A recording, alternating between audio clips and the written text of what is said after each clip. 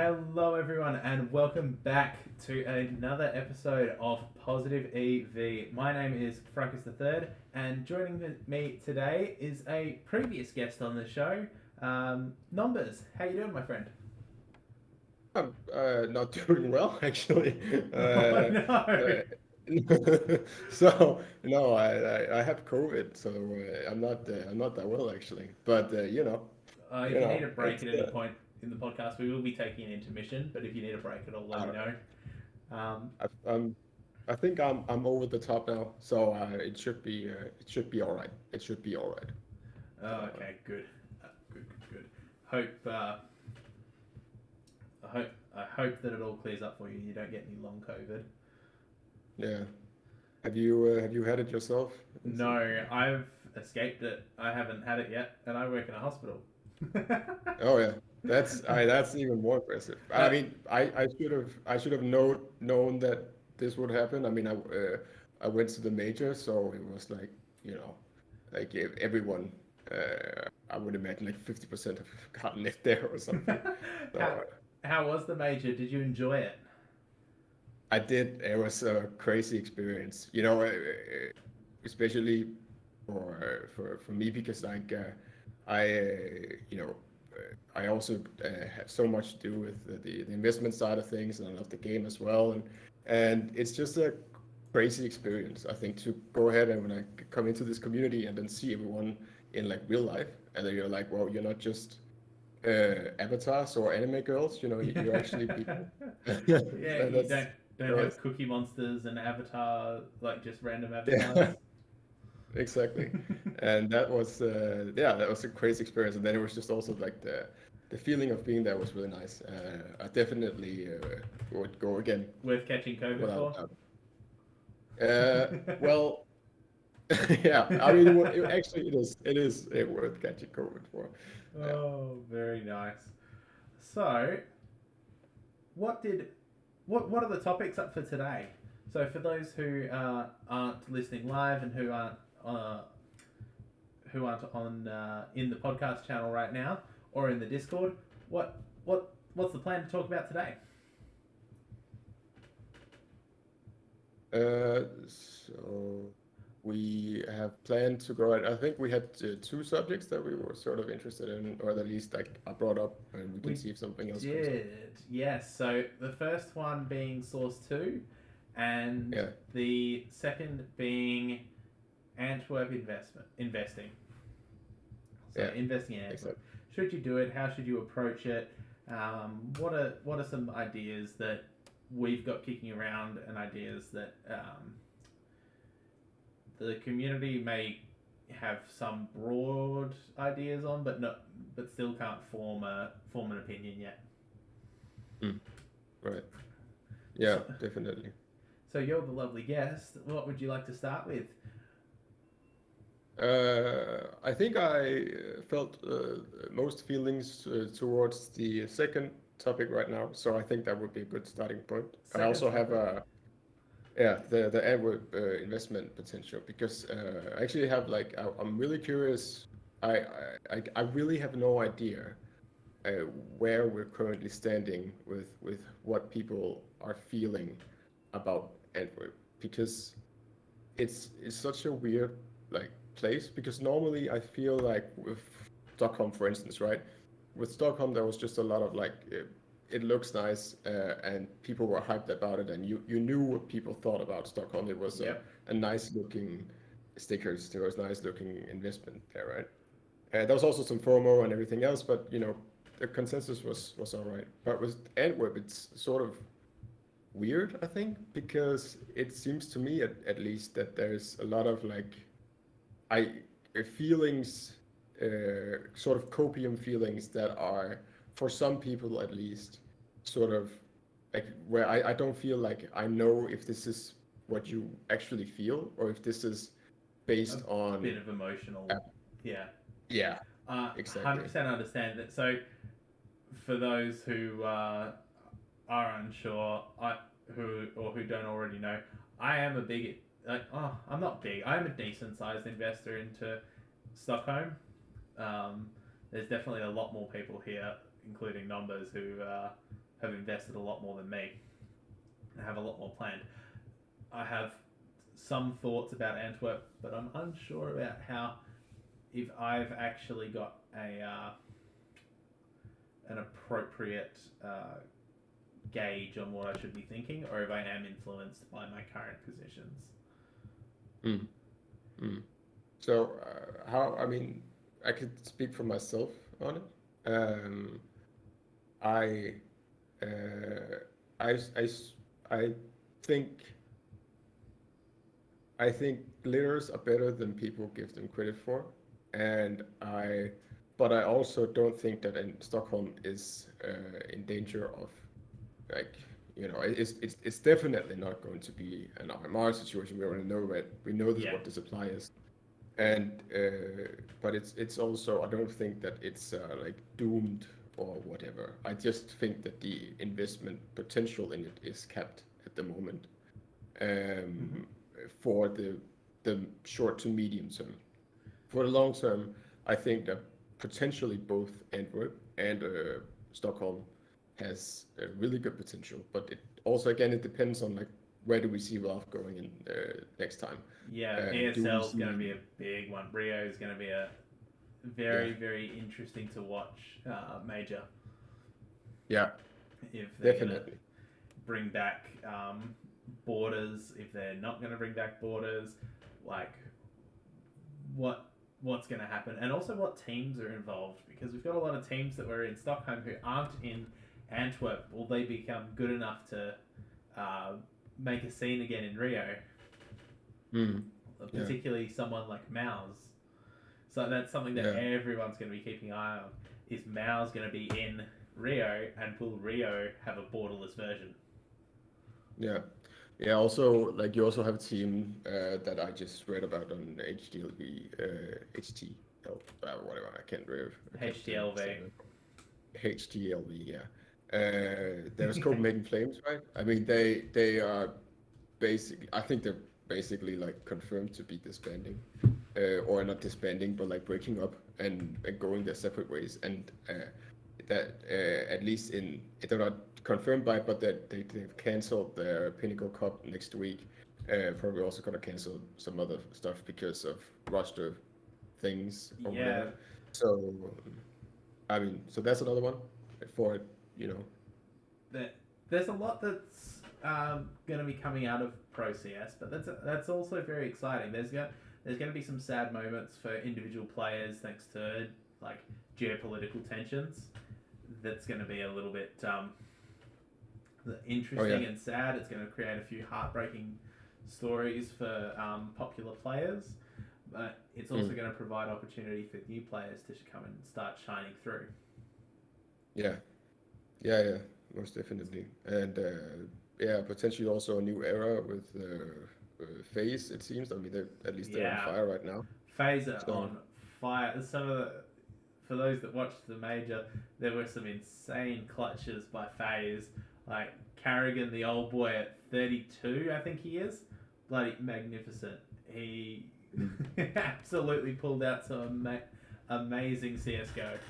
Rain, yeah, Twists, everyone. They all did. yeah, most definitely. They're a great team to watch. There's a lot of, like, I think there's a lot of good Counter-Strike right now, which is nice. There's always a lot of good Counter-Strike, but I love following the scene, because it seems like every year or so, like, it just becomes better and better and better and better, and Yeah. that's what we love to see, right? Navi have been like, for the last couple of years, up until now, been like peak CS. It Yeah. was almost like it was a given that they'd win Stockholm. Everyone picked them to win Stockholm, and then coming into Antwerp, it was a little bit. So, and are we going to see Navi fall off? Are they going to pick up a Oh yeah. couple of nice new players that fit well into their team? We'll Mm. see. We will definitely see. It's gonna be interesting. Like, there's a lot of things going on with it, and there's a lot of also, like, just to, like, get back on the investment stickers Yeah. situation there. There's also just there's a lot of changes in it, but there's also one thing that really frightens me with potentially, because what we've seen from Valve recently has been that they've, in most areas of Counter-Strike, have they really tried to like streamline, I think is the right word, Yeah. it, right? I mean, you have the operation system where it's the operation store. We know what we're gonna get. We know what an operation entails now, down to the exact, almost exact measures. Like that, there's a package deal, right, for a lot of things now. And Yeah. what scares me is the potential that Valve sees the same thing with like the stickers now. They have the system, so they have the package deal. But if they sort of bring the same mentality over to how they design stickers and the work that they put into it, because like, if you look at Antwerp, that's some respectfully lazy shit. Like they've Yeah, just like they changed shifted it. Stockholm to Antwerp and made it all Yeah, square. exactly. Yeah, but it's like watching someone, in school or whatever, like go ahead and like not really having anything to deliver, so they just take their friend's assignment and then they just change it slightly and then they try to pass it off as their own work. Yeah. That's what it really seems like. So That anyway, it does remind me of that. The big change being glitters. That's like the major yeah, change is moving the hollow tier and adding glitters into where hollows used to be. yeah, Glitters, yeah. I'm so skeptical on glitters at this point. At this point in Okay, time, yeah, um, I just don't see. So they're gonna have your hollow numbers, but mm, they're not. But I don't know if the glitters are gonna have the effect and the draw to applications that hollows traditionally have had. yeah, Like they did patch. So CS:GO, they did patch glitters a day or two after they were released to try and make them look a bit better in game, mm, but they still a lot of them are still pretty lackluster. yeah, yeah. That's just in my opinion. Yeah, I think you're right. I mean, yeah. I think it's really difficult, but I mean, it's always difficult when there's something new to go ahead and gauge like what people are gonna think about it. The same thing with like uh, you know patches, for instance, for the last major for Stockholm. Like if you had bought a certain supply or something to go and sell on the market, like you would not know how many people would be buying them, how many people would be applying them necessarily, because Yeah. uh, and it's the sort of the same situation here, right? Like it's difficult to go ahead and gauge how good people think they are. I mean, we have some data to suggest it now, I suppose, but like, Yeah, we have some. It's going to be interesting to see like 2 weeks into the sale. If we had only a 2 week sale, that'd be nice, but yeah, we won't see like what numbers are looking like until 2 weeks in, when people actually start making their larger purchases for investments. Are people yeah, like Growling going to invest deep? Is he going to keep it nice and low at 10k each? Is he going to do like what? Um, Same for a lot of the other bigger members that we know of, and their numbers. yeah, What are they going to do? yeah, yeah. I think I think it's difficult to really like know exactly because Pre-sale. It's I, just because we're still pre-sale. Like yeah, we just exactly. don't know at this point what is going to have the most investor demand. Challenge. People are trying to look for the next Stockholm Challenger capsule. They're Yeah, really, really looking hard because, poor boy, those are still like a 10x from their in-game price. yeah. Uh, I would say one that I'm probably not gonna go ahead and invest too much into is gonna be the Challengers capsule for Edward. yeah, Uh, yeah, I'm except maybe the volume is much greater. I don't know, potentially. yeah, I'm gonna be picking up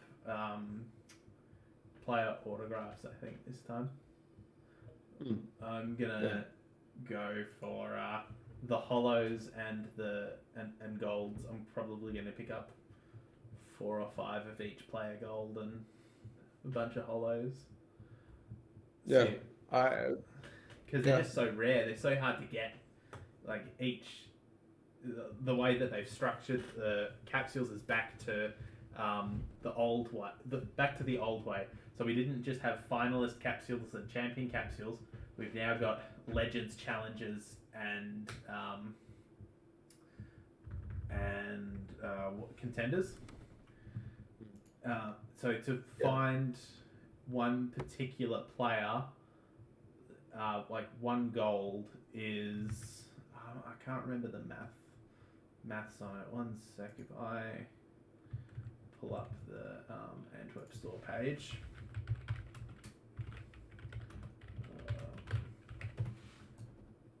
CSGO major. There we go. Celebrate the major. So there's your team autographs. So just looking through. So there's 8 teams. 8 teams. Each person has 5 stickers in the different rarities. So you've got alone. You've got 40 different golds. With a gold being about 1 in 100 at the moment. So 1 in 4,000 capsules will take a particular player's gold. Yeah, that fits. Yeah, that's true. So yeah. So I mean, that's a picking. Yeah, I think that's a good choice. My personal preference when it comes to this, but is I don't like to personally I spread out quite. I even out my investments. Let's put it like that. But at the same time, what I like to do is I like to focus on very, very liquid items because oftentimes I buy a lot.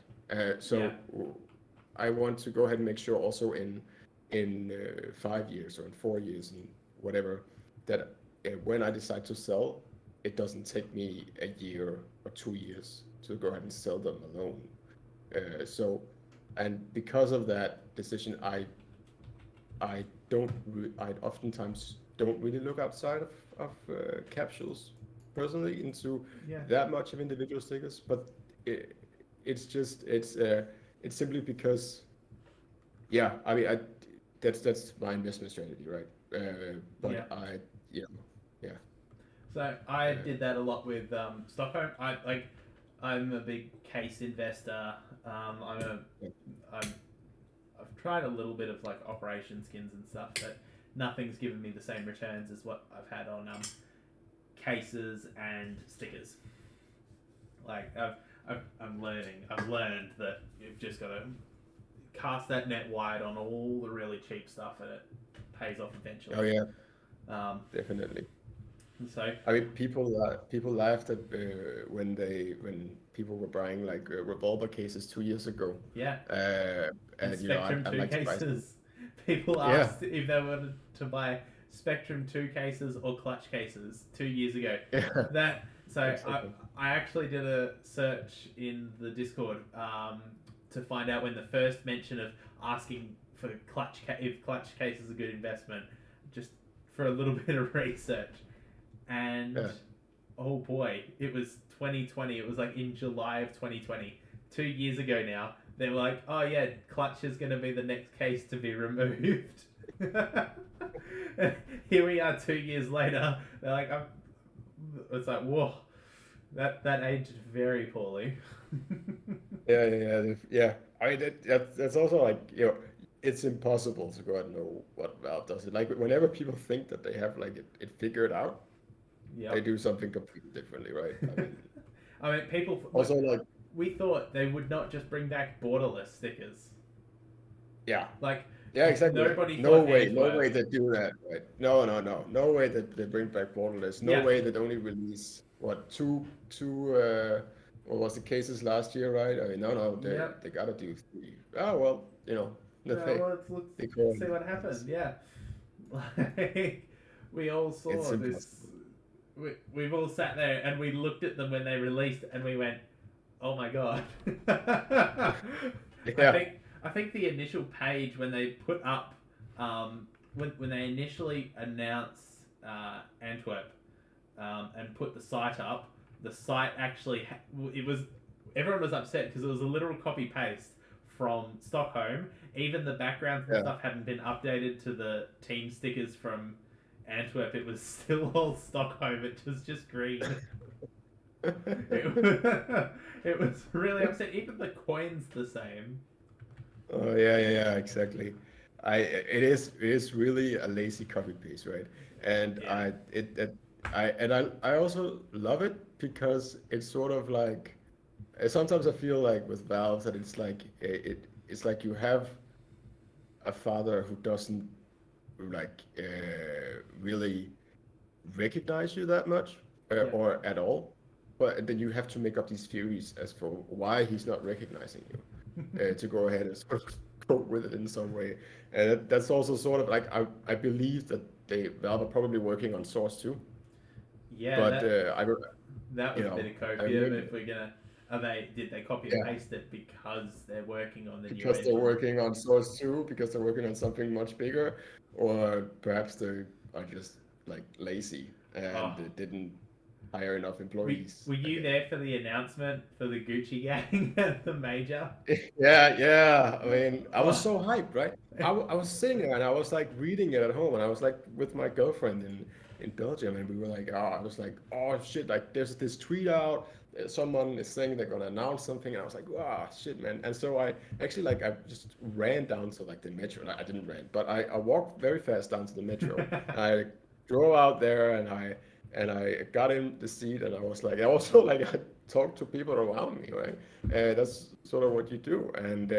And I was like, oh, have you heard about this potentially big announcement and stuff like that? I was hyping it up to people around me, and yeah. then they come out with the Gucci gang, and I'm like, bruh, what the fuck?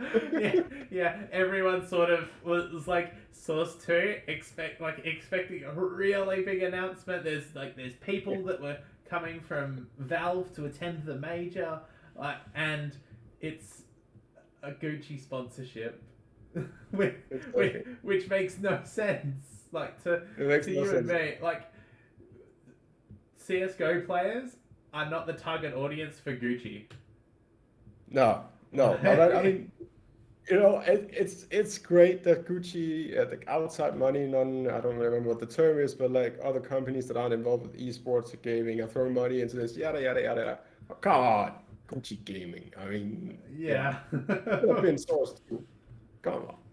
uh, It's- but I love it. I love it so much. I love every aspect of that. I love all the hype to building towards it, and then every now and then you get it right, right? the Every best now thing and then. about the hype, though, is that people care about the game.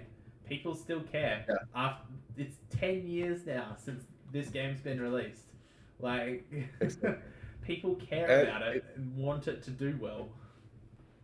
exactly, and that's actually what I love about Valve as well. At the same time, because they really like it's a good business decision this decision to do so. But I really love that they engage with the hype so much through Twitter, right? Oh, they Like do. they to build up whenever they're gonna release something, and like for an operation, like build it up, build it up, build it up, and then it drops, and it's like the ultimate hype. Like when a new operation comes out, it's like one of the best days of the year, you know, and that's amazing, and I love it so much. Oh, this game, since discovering this game, it's been truly like a magnificent thing to see. Like a community around a game that something I've mentioned before. It seems that this game is standing the test of time. This game is Yeah, existing and continues to exist for m- literal millions of players.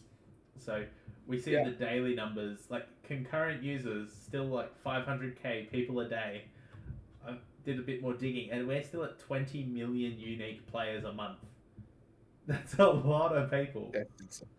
that's insane, and it's like that's again what I gotta say is I love that about Valve because that's what they do really well.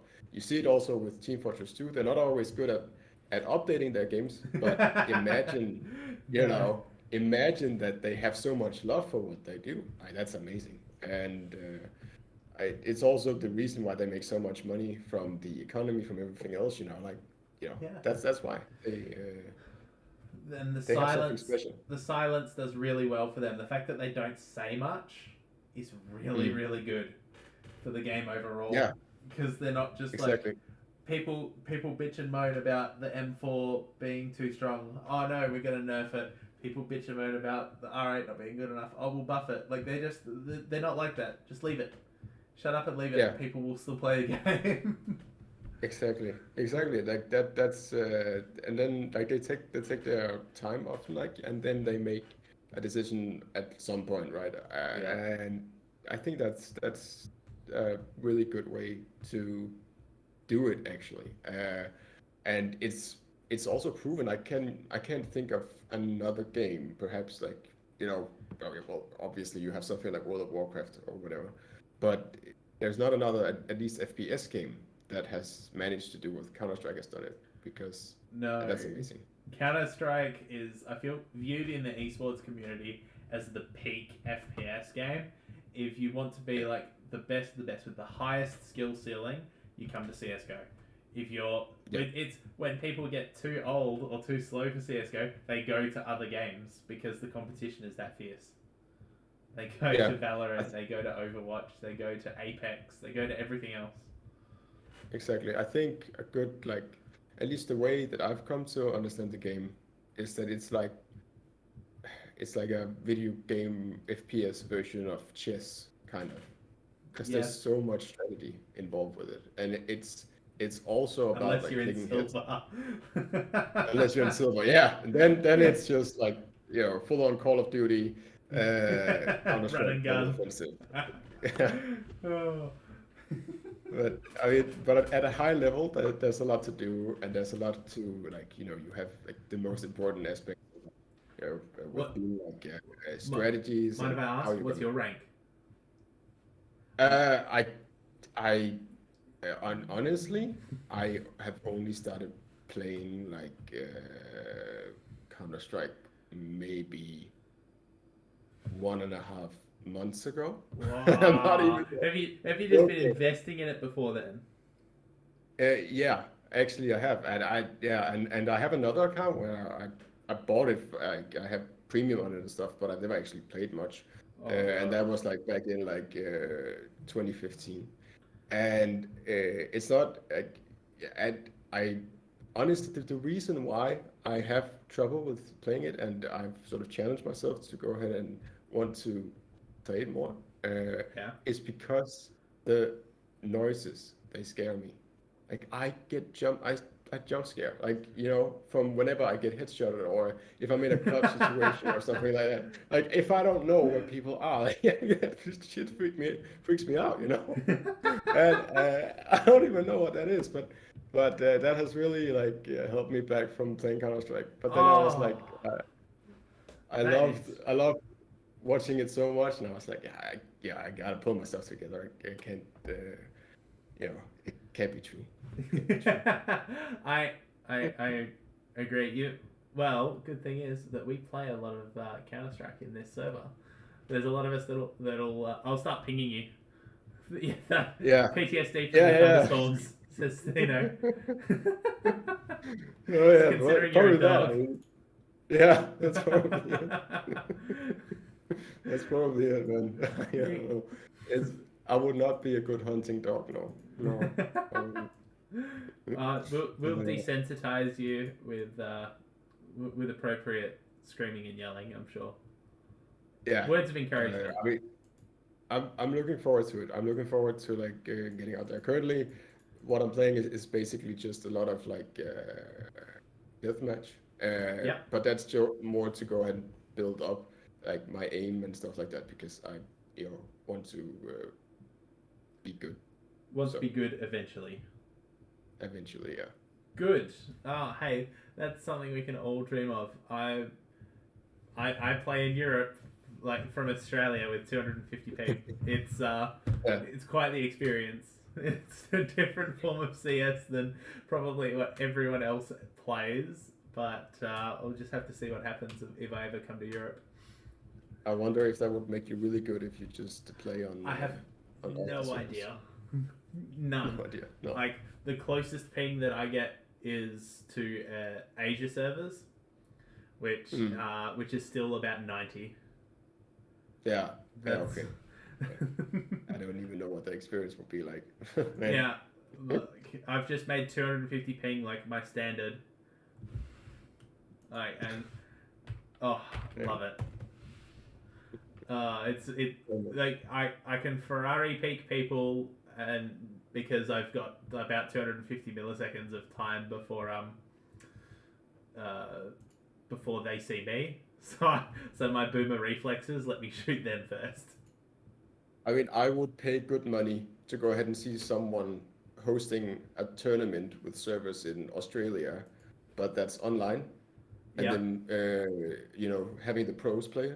I think you're above their level in that aspect. I mean, you know, I've hit MG. Maybe Australian MG is global. yeah, that's right. That's it. That's it. Oh, I it's think so I think good. that's at least face it in like level maybe 9 at least, probably 10. Actually, I have played against. I've actually been doing a bit of using the Face It Finder to see when I have played on Australia servers. Um, GN4 and MG1, every single person has been Face at level 10 with at least 3,000 elo. which,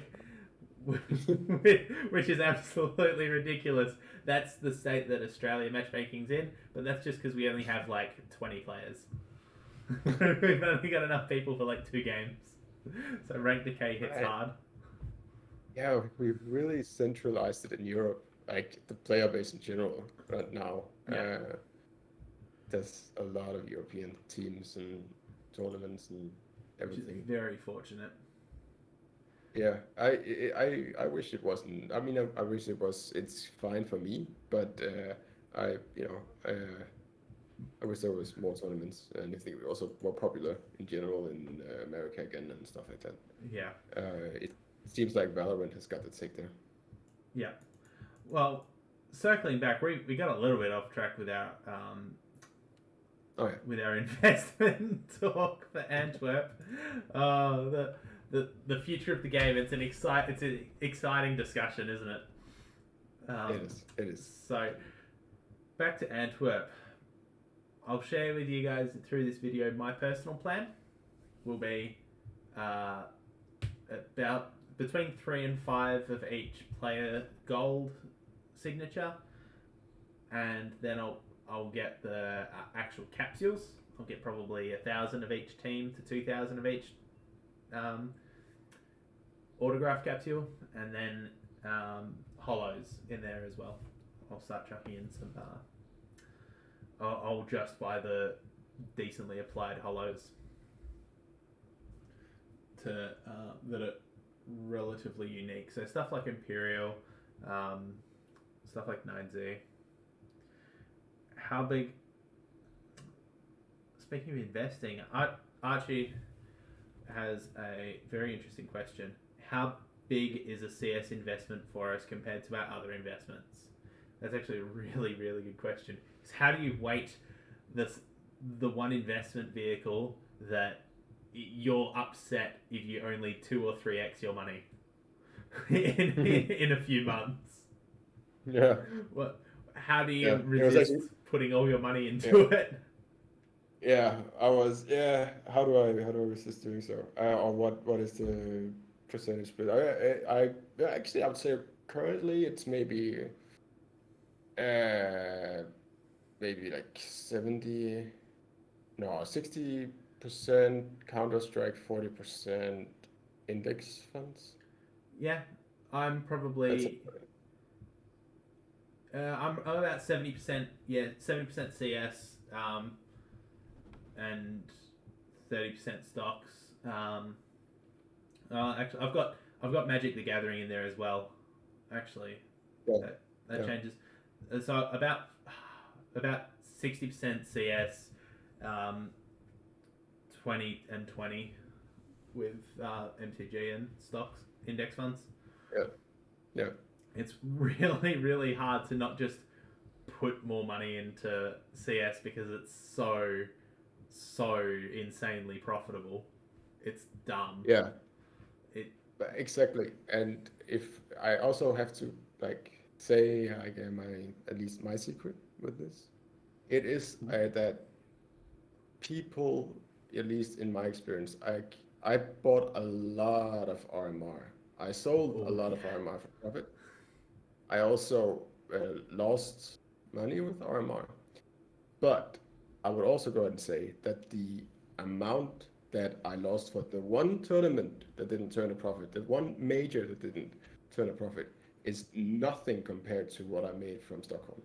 Right. So the upside in CS investment is so massive compared The to the downside downside. of it. The downside of losing all your money is like worth it.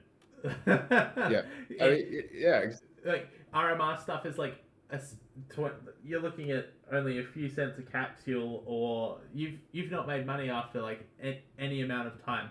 Like if you manage to yeah, sell when the prices are doubled post sale, good for you, fantastic. yeah, But yeah, everything else, if you haven't sold, it's just gone continuously down.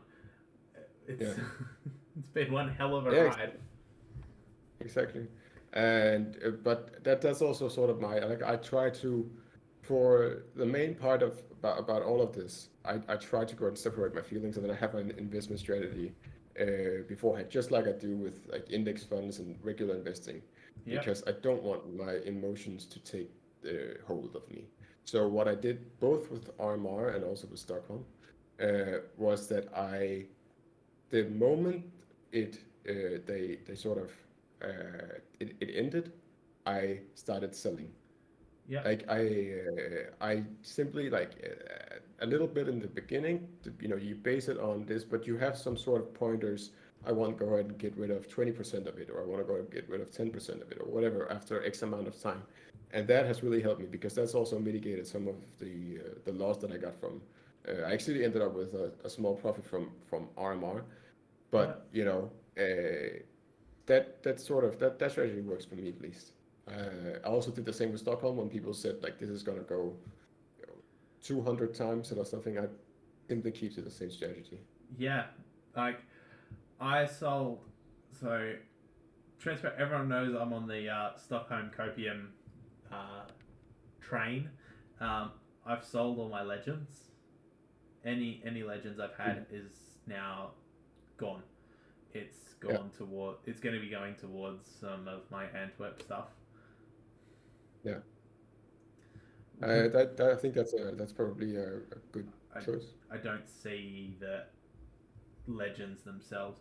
I think they will end up doing fine eventually because they are the cheaper option from Stockholm, but the Antwerp capsule is basically identical. like, Yeah, I I mean, just that's not much. I No, don't it's see not much much of a different. point. No, no, I think yeah, that's probably accurate. Yeah, I would. Yeah, I what I've done is I've simply set like a target. Like when the new ones came out, I adjusted a little bit and I sold more than I would have and faster if it didn't copy paste it. Yeah, But at the same time, I still keep like I have like 20K left or something, sticker capsules left. yeah, you've still Um, got heaps. yeah, I still got a lot, but compare that to what I invested originally, it's not that much left. And it's that, and now I'm gonna go ahead and just, you know, I have some hopes for it in the longer term, and it's also because the money that I have left in Stockholm is not really anything that I feel like would be better suited to go ahead and risk on something like Antwerp or something like that, right? Yeah, yeah. I've just So been dollar cost averaging into CS every paycheck. You just yeah, put a bit in, put a bit in. so how has that So actually worked out for you? Like have you do you have any sort of for record of myself, it? Do you know? so I don't necessarily keep a spreadsheet. I'm bad like that. I haven't actually got a close track on my investments. So I will go and I've cast a really wide net as to what I've purchased. So as I mentioned earlier, mostly cases, mostly. mostly cases and sticker capsules. So I've got like Chroma 3s, Spectrum 2s, a little bit of Revolver, a few others kicking around, like some Shattered Web. That's done really well for me. And then I've got stuff like DreamHack 2014, because I still believe that they're undervalued in my eyes, but that's just me. I did have Cato 15, but I exited that position. So I exited that to turn that into Stockholm, and that's already that went absolutely nuts. Yeah. That's okay. Yeah. So do you know how much profit I've made? So I was using your wonderful app that you have made, Case Move. I'm able to track my investments actually as for my total value. Get in that promotion. Yeah, I've made in the last. So when I joined this server and started investing, it was around the time of Operation Shattered Web. Since then, I have profited about $25,000 to $30,000. Yeah. Since then, that's a really nice. Which is not bad at all. I think that's so what, in the span of 2 years I've gotten myself an extra $30,000 just for playing a video. That's a lot of money. Yeah, but that's the wonderful thing about this, right? I mean, there's also there's still so many opportunities here. You just need to not, come into this and be like, don't buy I have $5. How can I make $200 million in like a year? You need to go ahead and maybe also do some research on it and stuff like that. But there's still so much potential. Like, if I can double this again in the next year, if I can get, it shocks me that I can be starting to deal in the realm of 5-figure investments. It's shocking to me at my age and what investments that I've had the opportunity to get into. Just how much this is. And you don't get that from regular investments, right? I mean, no, stock market's down, crypto's down. Exactly. You don't have the same return. But I think a lot of it is that it's a volatile market, but it's at the same time it's also an extremely niche market. It is incredibly niche. When I've talked to people, like I have people who are invested in finance and stuff like that, and who are invested or interested in like making money and yada yada yada. And when I've talked to them about what it is that I also do with this, and I have like this hobby-ish thing, and then people are like, I remember I was talking to a friend of mine. He was like, "Oh, that sounds really cool," and then he was like, "Oh, I think I'm gonna go home and look into that." And then he was like, "Nah, I mean, that would also take so much work. Like and it's also it's that look at feeling of, no, you have to like understand. You also have to be interested in it. You have to go ahead and do all that sort of background work. And it's it's a niche market and it's difficult to get into. But when you do get into it, oh boy, it has been lucrative for me. We'll see how lucrative it is going into the future. Because I mean, realistically, Valve can shut off the money at any point. Yeah, I mean, they could, but they won't. No. They make so much off it. Yeah, I mean, that's also why I drive a sort of safe investment. So I've already pulled out at least the money that I put into CS investing originally, so that even in that case, if they one day go ahead and say like, we're shutting it all down or whatever happens, or they say we made everything 3, or they were like, whatever, we don't want to do this anymore, then I could say, well, at least I had fun and I didn't lose anything, and that would be fine. So everything else is sort of play money, and that's how I see it. I need to pull out my initial play money still, but I mean, I've slowly been doing that. I've actually started pulling back out my initial investments from it every 2 weeks. It's just slowly ticking its way back out. My bank account's liking it. Got a wedding to pay for, so hell may as well. So there's a point from Christos in the podcast chat, which is actually, to me, it's quite a misconception. as to the investments. So saying there's very rarely intrinsic value because you're not saying. So his comment is, for him, investing in CS is different from finance because there are very rarely intrinsic values. You're essentially just betting on other people being emotional, like following hype trains and such. That, to me, is a very superficial and unknown look at the actual CS market. I understand where it comes from. I do as well. Uh, I like I 100% understand. 100% agree if he had wrote something like crypto or Yeah, NFTs, then I agree. But I think when you understand the market dynamics uh, for this market, like there is supply and there not supply, there is demand, and and there's limited that's the supply. intrinsic. Yeah, and at least as long as Counter Strike is popular, there will be demand, and Yeah, that's the intrinsic value, right? So a pixel doesn't or pixels don't really have intrinsic value. No, that's technically correct, but the demand makes it so, and yeah. that the continuous demand makes it so. Because something that's come about from the share market lately, when you're investing into stocks, you can't like it's almost impossible now to actually go to your stockbroker and say, "Give me the actual stock. I want the piece of paper that is a stock." You Yeah, can't do that anymore. You can't just go up and say, "I would like the papers that say the actual piece of paper that is a stock and say I own this. I'm putting it in my safe." You can't really do that. Everything's just digitized. Yeah, you own this. We say you own it for now. Like mm. where we say that you own this part of a company, sure. CS, it's not quite the same as before, but people will still attach that and call it an intrinsic value. Um,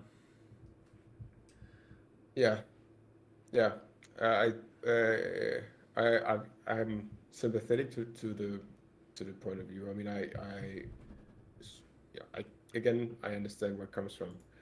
Um, it's just, it's, I think that it something like you have to go and look at it, and there are some very clear differences between something like Counter Strike investment and something like crypto or something else in that way, and it's obviously a scale. So I would say on one end you have regular stocks, and in the middle you have uh, Counter Strike stuff, and then you have crypto really far away, probably on the yeah, moon somewhere. I don't know where they keep that, on the and moon that's below Australia.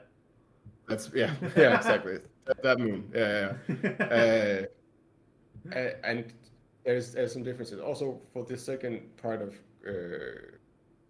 Krista's argument regarding that, so he wrote this. I agree fully that there are intrinsic values in that Valve pegs items to certain prices, yada yada yada.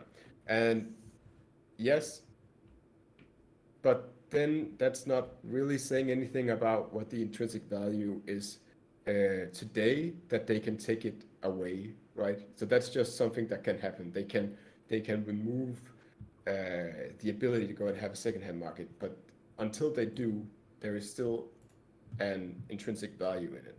So that sort of then it becomes gambling on will Valve do this or not do it, you know? Will Valve keep their multi-billion-dollar cash cow? Yeah, essentially that's the question. Or will they go ahead and say, well, they're banning loot boxes, so we're just gonna ban all of this or whatever. But you never know. It is potential, but It is potential. the Yeah, litigation is uh, potentially there, but that's part of the risk that you have in investing in this yeah, space. but Same for crypto. yeah, You can get your coin sued into the ground. yeah, exactly. And it's also like it's just something that you have to go ahead and be aware of. I Yeah, also would say I think that for Counter Strike, I think what was is likely going to happen at some point is a slow death, yeah. not a fast death. It'd be a And I slow think, bleed. yeah, I think everyone is going to have some point where they go and say, "Oh, I'm either because they just moved on in their life personally or because of something else, that they're just not gonna feel like there's a future in this for me. So at that point, people are gonna pull out naturally. So I don't think it's gonna be like an explosive death or See, something. at that time, how much of it is then going to be. So, people that are playing CS are starting to have kids. How Mm. long is it until those kids start playing the game? Like, you're looking at Yeah, Munazi. He's what, 16? Like 15, 16 years old? yeah, Like, kids played more Counter Strike than he has been at school. yeah. I Like, think that there's also a threshold at some point that we're not there yet at all, but no. where you have so much infrastructure around the game with at least that's what I see in Denmark. That, we have so many companies that works around Counter-Strike, around the esport of it, around whatever. It's also something like I could go down right now in my local supermarket and I could buy, a energy drink with like a sponsor from Astralis on it and stuff like that. It's really big, and once it becomes bigger and bigger and bigger, trying to go ahead and remove that, I think it's going to be like trying to go and remove football, Yeah. right? Just to like the example that you said with people they have kids, then Yeah. that's gonna get the ball rolling. The same. So, I always pull parallels with this to Magic the Gathering. Similar sort of thing is happening there. So that game's been around for 25 years now, 26 years now. So it's been around since 94. Oh my god, 28, nearly 28 years. Oh man, I feel old. That game's been around for a very long time. People have brought their kids up into this, and you're seeing professional players who were born after this game's creation, whose parents played, and that's the reason that they've gotten into this game. And it's creating a cyclical ecosystem, one that honestly the collectible market has not really seen. There's never been a game, there's never been anything that's been multi-generational before.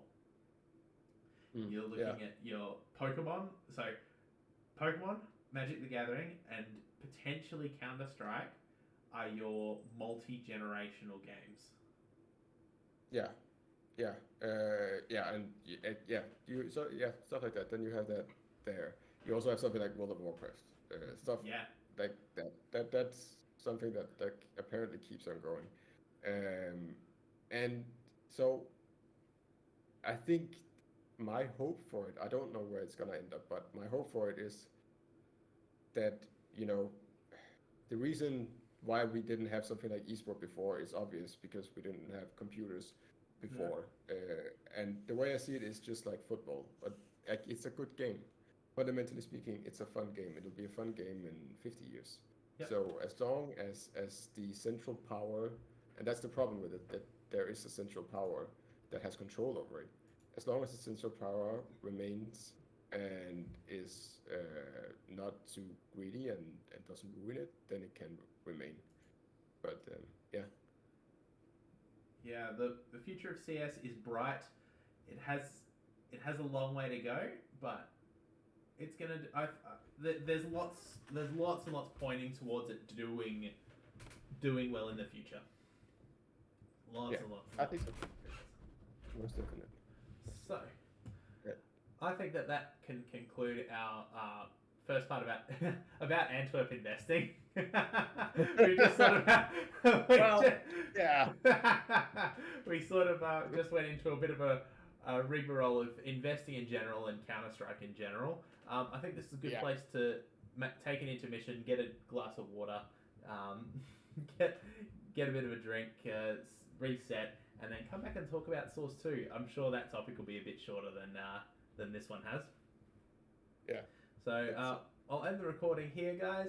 Thank you all for listening. But we'll be back in a couple of moments after we've had a drink to get crack on with Source 2 discussion.